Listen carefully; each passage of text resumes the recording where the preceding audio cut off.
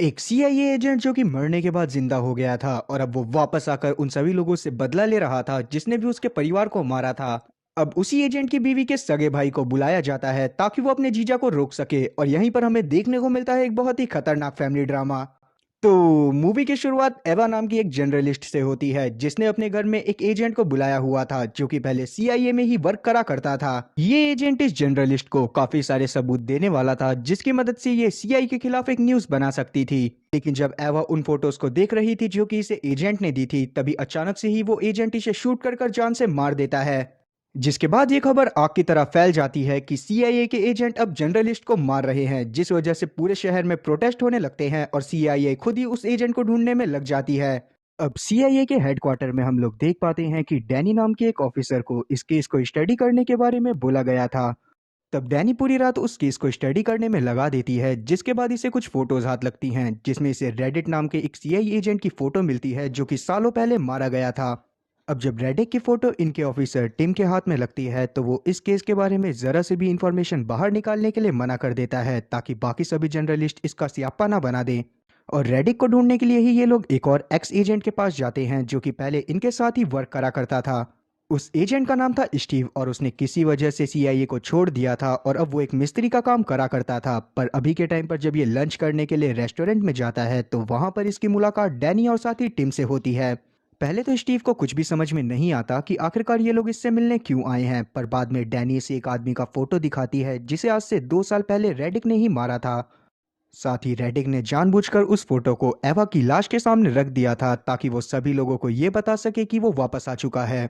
तब टिम यहाँ पर स्टीव को कन्विंस करने की कोशिश करने लगता है कि वो रेडिक को पकड़ने में इनकी मदद करे, पर स्टीव जिसका खुद भी सीआईए से विश्वास उठ गया था वो इनको मना कर देता है। और इन लोगों को मना करने के बाद ये यहाँ से निकलकर एक जगह पर बैठ जाता है जहाँ पर ये उन दिनों के बारे में सोचने लगता है जब ये रेडिक और उसकी फैमिली के साथ एक वेकेशन पर गया था। और अब जाकर हमारे सामने ये बात आती है कि स्टीव रेडिक का ब्रदर इन लॉ है। अब प्रेजेंट टाइम पर हम लोग देख पाते हैं कि स्टीव उसी जगह पर बैठा हुआ था तभी अचानक से ही यहाँ पर 3 गुंडे पहुंच जाते हैं जो कि इसको मारने की कोशिश कर रहे थे। स्टीव जो कि घायल हो गया था वो इन लोगों से लड़ाई करते हुए बचने की कोशिश करता है और एट लास्ट ये इन तीनों लोगों को जान से मार देता है। और अब क्योंकि स्टीव को ये चीज़ लग रही थी कि शायद इसके ऊपर हमला रेडक ने ही करवाया है इसीलिए ये सीआईए को वापस से ज्वाइन कर लेता है ताकि ये रेडक को पकड़ सके। अब अगले दिन हम लोग स्टीव और साथी डैनी को देख पाते हैं जो कि सीआईए के एयरपोर्ट से कहीं पर जा रहे थे। तब प्लेन में स्टीव की आंख लग जाती है और डैनी उन रिपोर्ट्स को पढ़ने लगती है जिनमें रेडक के बारे में कुछ चीज़ें लिखी हुई थी।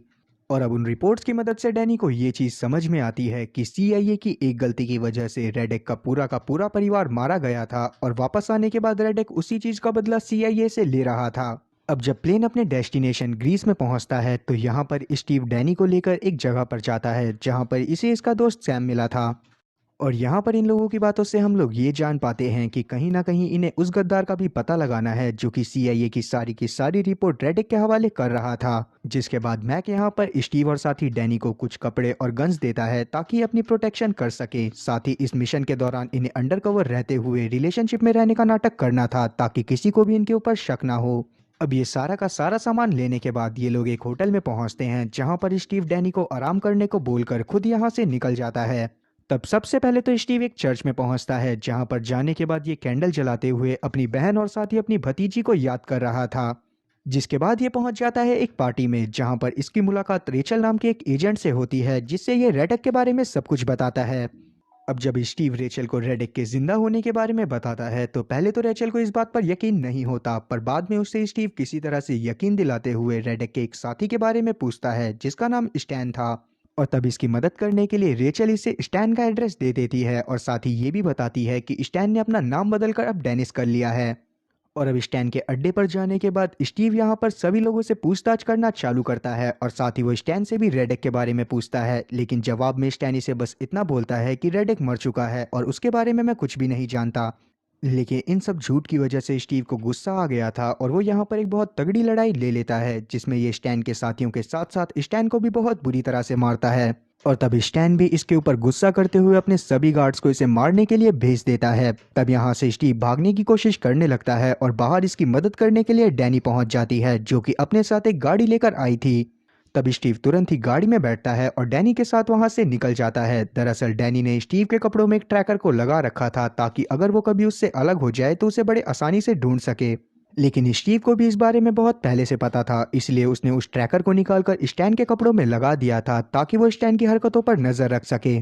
और अब यहाँ पर वो डैनी का फोन मांगता है जिसकी मदद से वो स्टैन की लोकेशन को ट्रैक कर सकता था, पर बदले में डैनी इससे ये पूछ लेती है कि आखिरकार रेडिक के बारे में तुम क्या क्या जानते हो। और तब जाकर स्टीव यहाँ पर रेडिक और साथ ही अपने रिश्ते के बारे में बताता है और साथ ही ये भी बताता है कि आज से कुछ समय पहले रेडिक एक मिशन के दौरान रशियन गैंग में अंडर कवर था, लेकिन उस मिशन के दौरान ही उसने रशियन गैंग के एक बंदे को मार दिया जिसको उसकी सच्चाई के बारे में पता चल गया था। पर बाद में उस आदमी के मर जाने की वजह से बाकी सभी को भी रेडिक की सच्चाई के बारे में पता चल गया और इसीलिए तब पूरी की पूरी रशियन गैंग रेडिक के पीछे पड़ गई और साथ ही रेडिक की फैमिली के भी। तब जाकर सीआईए को उसकी फैमिली की रक्षा करनी चाहिए थी, पर सीआईए ने ऐसा नहीं करा, जिस वजह से रशियन गैंग ने उसकी फैमिली को ढूंढकर खत्म कर दिया। और अब इसी बात का बदला रेडिक बाकी सभी लोगों से लेना चाहता है जो कि सीआईए में उस टाइम पर इन्वॉल्व थे।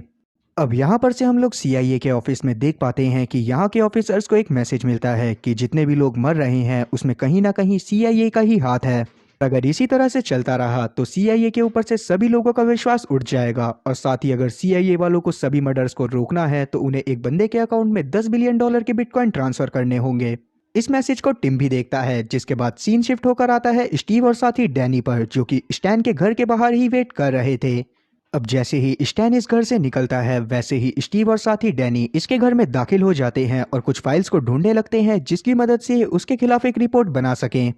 पहले तो इन्हें यहाँ पर कुछ भी नहीं मिलता, पर बाद में स्टीव अपनी समझदारी की मदद से यहाँ पर कुछ पेपर्स को ढूंढ लेता है जिसकी मदद से स्टैन के खिलाफ रिपोर्ट फाइल कर सकते थे।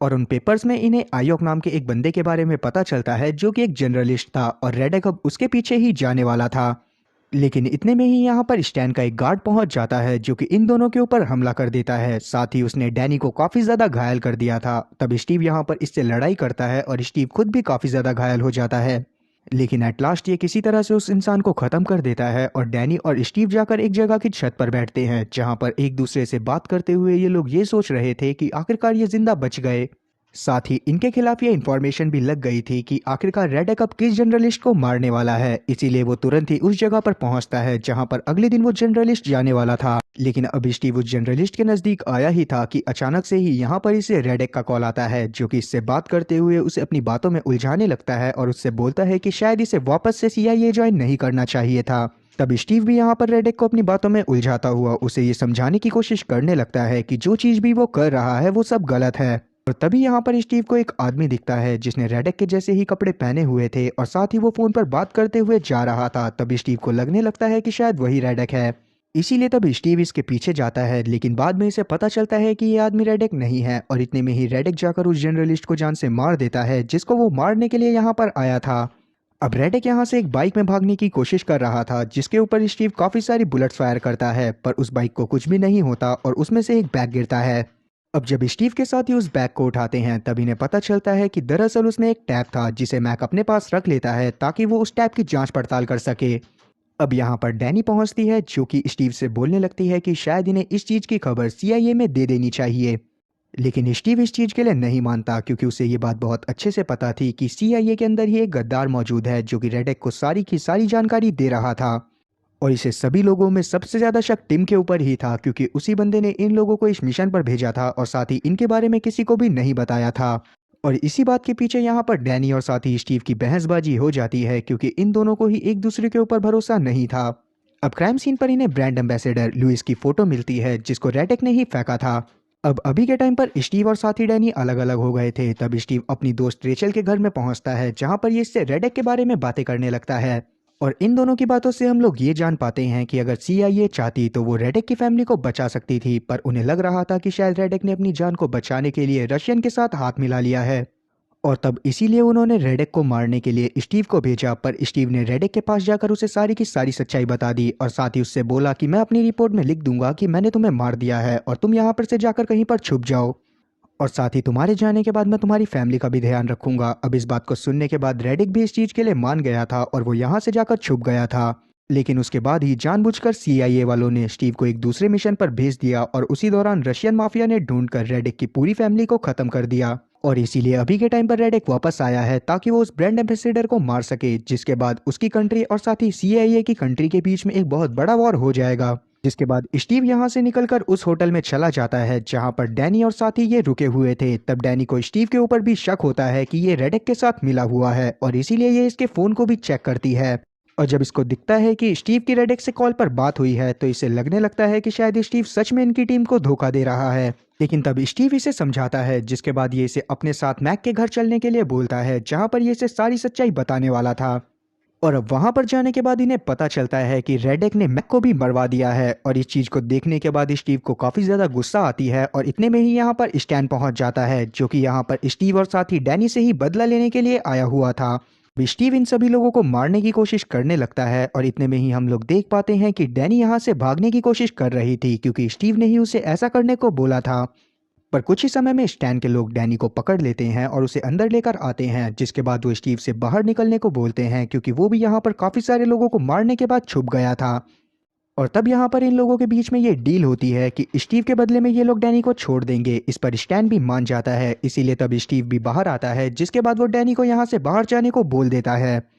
अब स्टीव, जिसके पास यहाँ पर से निकलने का पहले से ही एक प्लान मौजूद था, वो यहाँ पर एक बॉम्ब को एक्टिवेट करता है और डैनी के यहाँ से बाहर निकलने के बाद वो स्टीव की तरफ उस बॉम्ब को फेंकता हुआ फोड़ देता है। अब इस चीज को देखने के बाद डैनी को लग रहा था कि शायद स्टीव भी इस बॉम्ब ब्लास्ट में मारा गया होगा, इसीलिए वो बहुत जोर जोर से रोने लगती है। पर तभी अंदर से स्टीव चलता हुआ आता है, जो कि अभी तक भी सही सलामत था। अब इसके बाद ये दोनों गाड़ी में बैठकर अपने होटल की तरफ रवाना हो जाते हैं, जहां पर रास्ते में ही स्टीव डैनी को भी रेडेक के बारे में सारी सच्चाई बता देता है।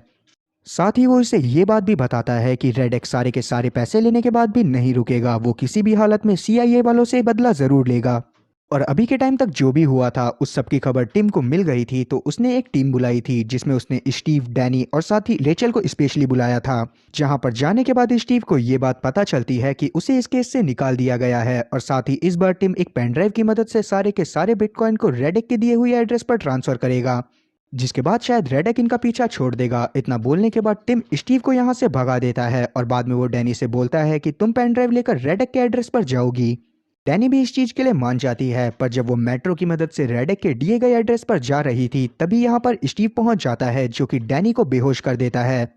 जिसके बाद ये उस पेन ड्राइव को लेता है और अकेला ही उस एड्रेस की तरफ जाने लगता है जो एड्रेस इन्हें रेडेक ने दिया था। जहां पर पहुंचने के बाद इसे वहां पर एक पीसी मिलता है, जिसके अंदर ही इसे पेन ड्राइव को इंसर्ट करने के बाद सारे के सारे बिटकॉइन रेडेक के अकाउंट में ट्रांसफर करने थे। रेडेक, जो कि पहले से ही ये सब वीडियो कॉल पर देख रहा था, वो यहाँ पर स्टीव को बोलने लगता है कि तुम एक बहुत अच्छे इंसान हो और शायद तुम्हें यहाँ पर नहीं आना चाहिए था, क्योंकि रेडेक ने पहले से ही वहां पर एक बॉम्ब लगाया हुआ था और उस बॉम्ब के ब्लास्ट होने के बाद वो तुरंत ही उस एम्बेसडर को मारने के लिए जाने वाला था। और साथ ही उसकी गाड़ी इस घर के बाहर ही खड़ी हुई थी और इस बारे में पता लगते ही स्टीव उस बॉम्ब को एक दीवार के पास रखता है और वो तुरंत ही बॉम्ब को फोड़ देता है, जिससे वो दीवार टूट गई थी। और अब यहाँ पर से स्टीव बाहर आकर रेडेक का पीछा करने लगता है। तब ये रेडेक की गाड़ी को अपनी गाड़ी से ठोक देता है और साथ ही ये रेडेक को बहुत बुरी तरह से मारता भी है। लेकिन अभी के टाइम पर भी रेडेक अपना दिमाग लगाता है और यहाँ से किसी तरह से निकलकर पहुंच जाता है उसी जगह पर जहाँ पर वो एम्बेसडर अपनी स्पीच दे रहा था। अब क्योंकि स्टीव को भी इस बारे में पता था कि रेडेक यहाँ से निकलकर कहाँ पर जाएगा, तो तुरंत ही वो वहां पर पहुंच जाता है और साथ ही ये देखता है कि रेडेक ने अपना दिमाग लगाकर रिपोर्टर के बीच में ही एक जगह बना ली है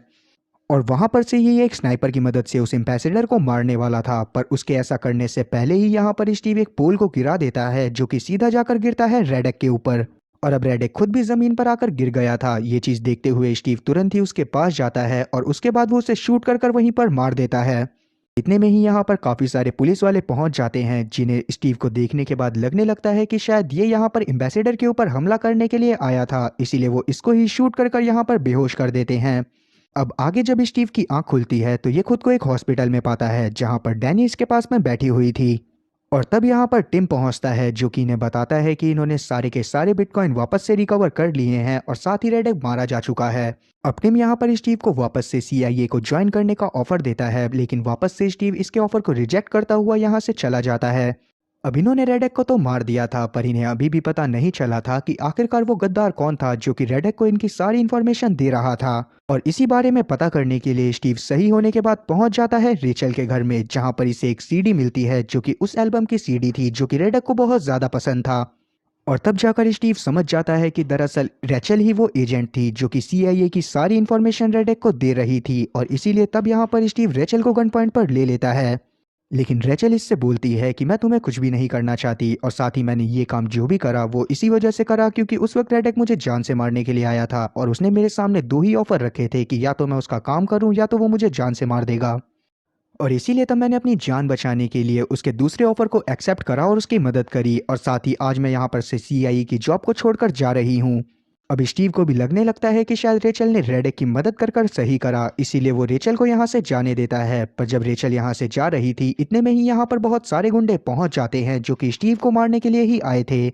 लेकिन स्टीव ने पहले ही यहाँ पर इंतजाम कर कर रखा हुआ था, जिसके बाद वो यहाँ पर एक और बम को फिट करता है और खुद ही यहाँ की बालकनी से कूदकर नीचे चला जाता है। और अब गुंडों के रूम में आते ही वो बम ब्लास्ट होता है, जिससे सारे के सारे गुंडे वहीं पर मारे जाते हैं। नीचे हम लोग देख पाते हैं कि स्टीव यहाँ से जाने की कोशिश कर रहा था, पर तब रेचल इसे अपनी गाड़ी से उड़ाने की कोशिश करती है। लेकिन सही टाइम पर यहाँ पर डैनी पहुंच जाती है जो कि रेचल को वहीं पर मार देती है, जिसके बाद स्टीव और डैनी साथ में रहने लगते हैं, और इसी के साथ ये मूवी यहीं पर खत्म होती है। तो उम्मीद है कि एक्सप्लेनेशन अच्छी लगी होगी। अगर एक्सप्लेनेशन अच्छी लगी हो तो चैनल को सब्सक्राइब करना और बेल नोटिफिकेशन को ऑल पर सेलेक्ट करना, और वीडियो को भी लाइक करना। मैं ऐसी ही और मज़ेदार एक्सप्लेनेशन वीडियोस लाता रहूँगा। खैर तब तक के लिए टाटा और गुड बाय।